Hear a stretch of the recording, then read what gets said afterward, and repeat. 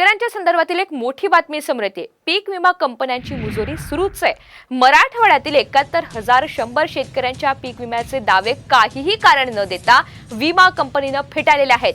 विशेष म्हणजे एकाच कुटुंबात एका भावाला विम्याची रक्कम मिळाली आहे तर दुसऱ्या भावाला विम्याची रक्कम मिळालेली नाहीये। शिवाय नुकसानीचे कारण देखील सारखंच असताना काही शेतकऱ्यांना विमा मिळालेला आहे। शेतकऱ्यांची विमा कंपन्यांकडून कशी थट्टा केली जाते हे आठवडाभरापूर्वीच साम टीव्हीने समोर आणलेलं होतं। आता क्लेम करूनही मराठवाड्यातील लाखो शेतकऱ्यांना नुकसान भरपाईच्या विम्याची रक्कम दिलीच नसल्याची बाब उघडकीस आली आहे।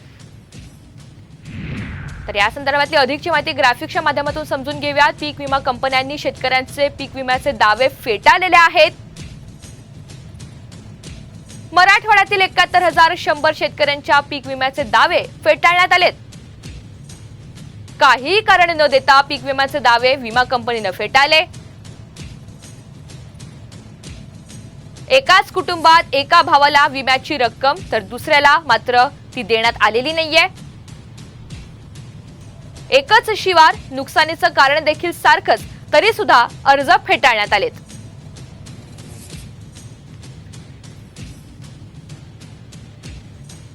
तेवीस 24चा विमा 2 वर्ष पण भरेला असून 1 रुपया सुद्धा भेटला नाही।